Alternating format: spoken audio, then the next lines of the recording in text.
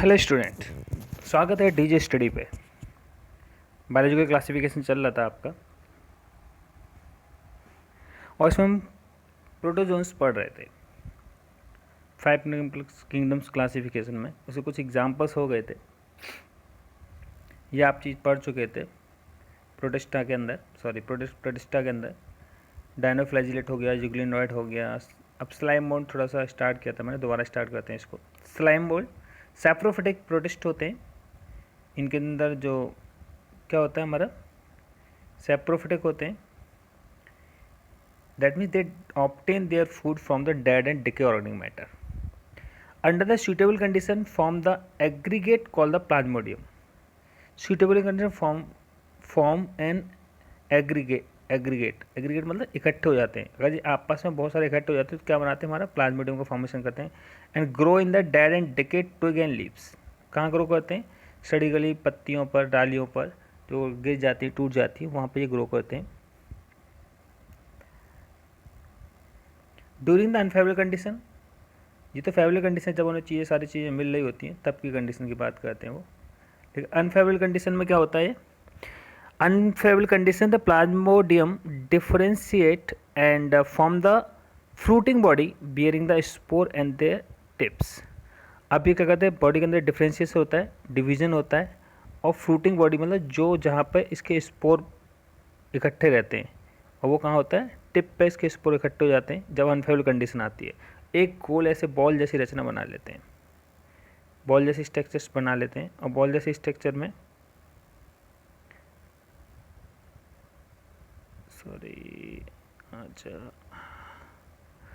Ball जैसी structures बना लेते हैं ऐसी, और उसके अंदर सारे ये इकट्ठे हो जाते हैं, ऐसे करके होता है, और इसमें सारे इकट्ठे हो जाते हैं। और जब भी फेवरेबल कंडीशन आती है ये ब्रेक हो जाता है और सारे स्पोर्स क्या होते हैं, बाहर निकल जाते हैं।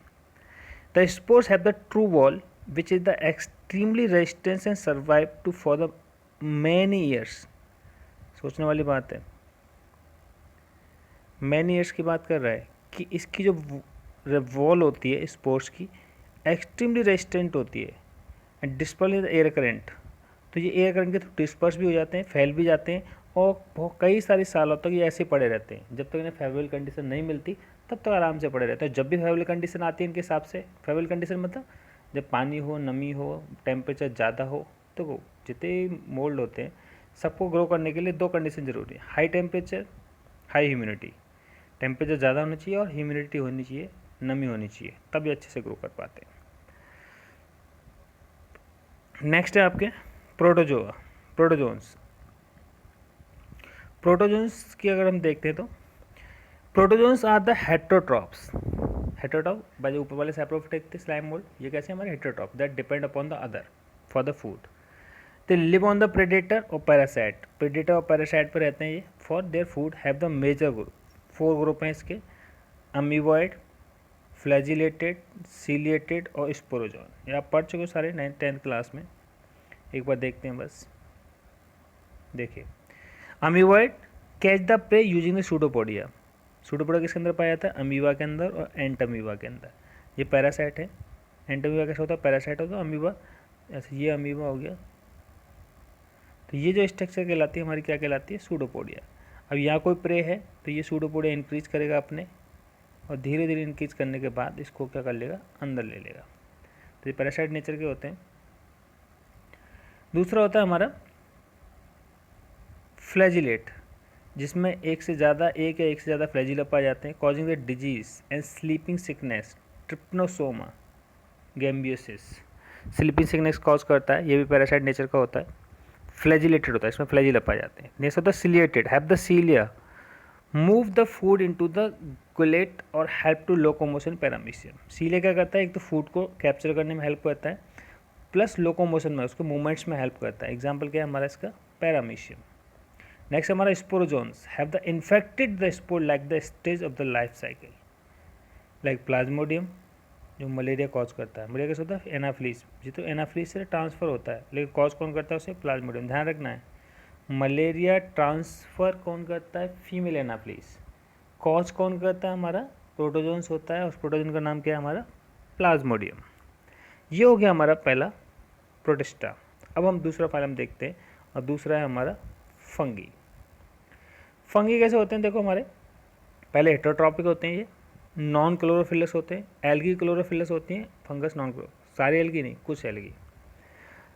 Network of hyphae is called the mycelium. Hyphae type से होती हैं और यहाँ पे ये ग्रो करते हैं, मतलब कहते हैं बेसमेंट मान सकते हैं इसका, ऐसे ग्रो करते हैं। तो ये क्या कहलाता है, हमारा हाइफी कहलाता है, जिस पे ये ग्रो करते हैं fungus. Hyphae which have the multinucleated cytoplasm are called the coenocytic hyphae. अच्छा, कॉइनोसाइट कंडीशन होती है कि अगर किसी सेल के अंदर एक से ज़्यादा न्यूक्लियस है, जैसे कोई सेल है और एक से ज़्यादा न्यूक्लियस है उसको, तो वो सेल क्या कहलाएगी, हमारी कॉइनोसाइट्स।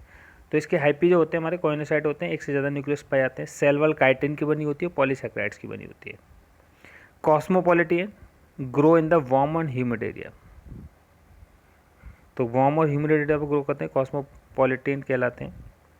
होते हैं ना जो मतलब कॉस्मोपॉलिटियन बोलते हैं कि जो ईजिली अपनी शेप को चेंज कर लेते हैं, जैसे पॉलिटिशियन होते हैं ना, जैसी स्थिति में आते हैं वैसे ही भाषण देते हैं।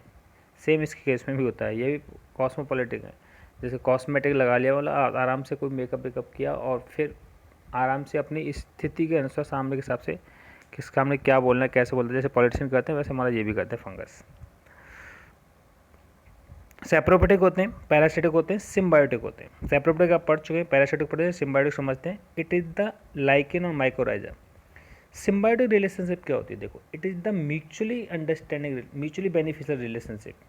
दो लोग एक साथ रहते हैं और दोनों एक दूसरे को बेनिफिट पहुंचाते हैं, तो क्या होता है हमारा, जैसे लाइकेन है। लाइकेन में क्या होता है, एल्गी होता है, फंगस होता है। फंगस क्या करता है, वाटर का एब्जॉर्प्शन करता है और एल्गी करता है फूड का फॉर्मेशन करता है। तो दोनों म्यूचुअली बेनिफिट करते हैं एक दूसरे को। माइकोराइजा रूट के साथ, साइकस की रूट के अंदर होता है, कौन सा होता है, एल्गी होता है। तो ये क्या करता है, वो फंगस एल्गी होता है, तो माइकोराइजा उसके साथ हो गया। पक्सीनिया, इस एग्जाम्पल हमारा पक्सीनिया एक डिजीज प्रोड्यूस करता है, wheat rust disease. Penicillium east is the unicellular fungus. ये पेनिसिलियम हमारा जो एंटीबायोटिक बनाने में काम आता है, ये भी यूनिसेलुलर फंक्शन है, तो एग्जाम्पल ध्यान रखना है इसके कुछ। रिप्रोडक्शन कैसा होता है इनके अंदर, वेजिटेटिव मीन्स फ्रेगमेंटेशन से, फिशन से, बडिंग से।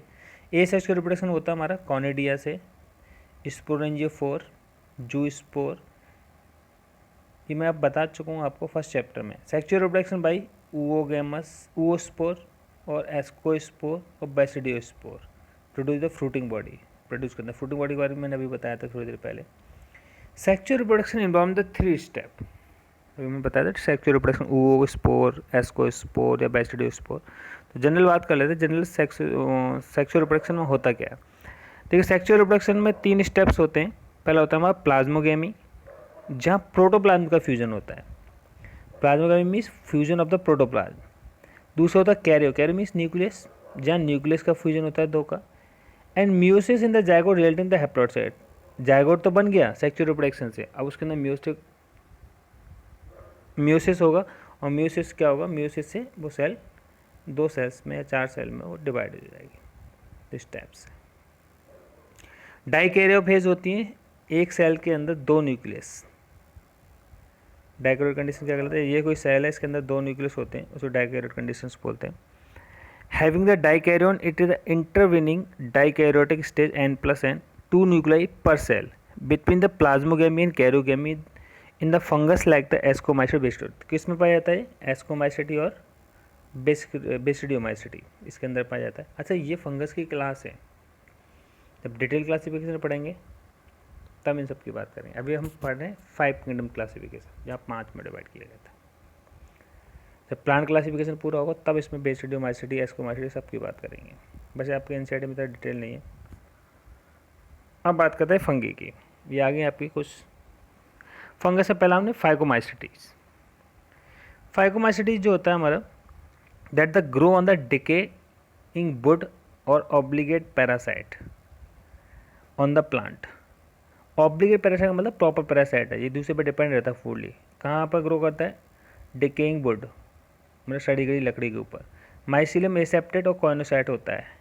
एसेप्टेड और कॉइनोसाइट, एसेप्टेड वर्ड का मतलब समझते हैं एक बार, देखो सेप्टेट का मतलब ये माइसिलियम हो गया, मैंने बताया ना बेसमेंट को माइसिलियम बोलते हैं। तो ये सेप्टेट मतलब डिवाइड है पार्ट्स में, अगर ए सेप्टेट मतलब सीधा है। कॉइनोसाइट्स एक से ज़्यादा न्यूक्लियस है, तो इस कंडीशन को क्या बोलते हैं हम, कॉइनोसाइट्स। ठीक है, ओके। दूसरा नेक्स्ट है स्पोर प्रोड्यूसिंग एंडोजीनियसली इन स्पोरेंजियम। स्पोरेंजियम के अंदर ही स्पोर का फॉर्मेशन होता है, ये कंडीशन है जिम्नोस्पर्म की है, एंजियोस्पर्म की है, टेरिडोफाइटा की, लेकिन इसके अंदर भी ऐसा पाया जाता है। एसेक्सुअल रिप्रोडक्शन बाई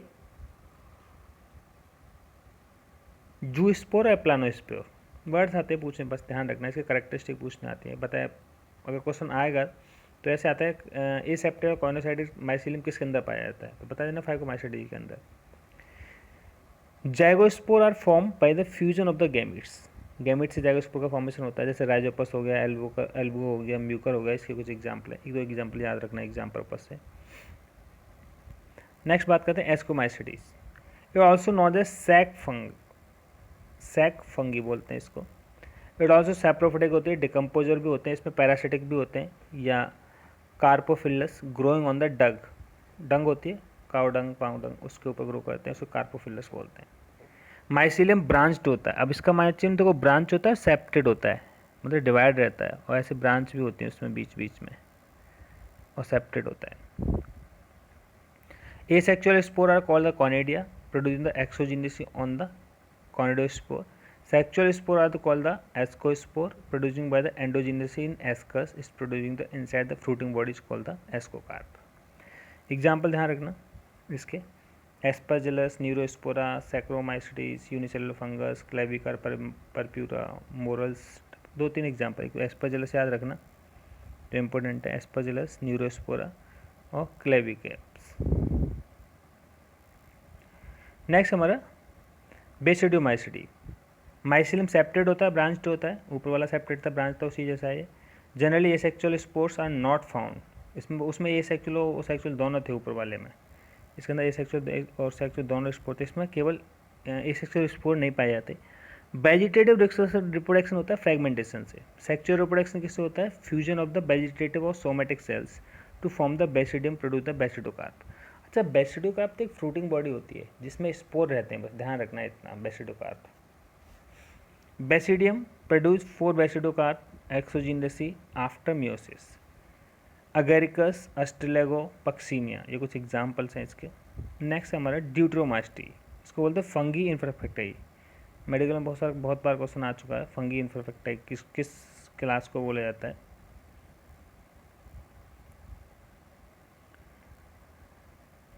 ध्यान रखना है, sexual reproduction are not known for them, कहने का मतलब इसमें सेक्सुअल रिप्रोडक्शन नहीं पाया जाता, इसे बोलते हैं fungi imperfecti. Once sexual form is discover in member of तो मूव टू एस्कोमाइसिटी और बेसिडोमाइसिटी। अगर सेक्सुअल रिप्रोडक्शन अगर पाया गया तो उसको कहाँ हम शिफ्ट कर देते हैं, एस्कोमाइसिटी और बेसिडोमाइसिटी। माइसिलियम सेपरेट होता है, ब्रांच्ड होता है, सैप्रोफिटिक, पैरासिटिक और डिकम्पोजर नेचर की होती हैं ये। Example Alternaria,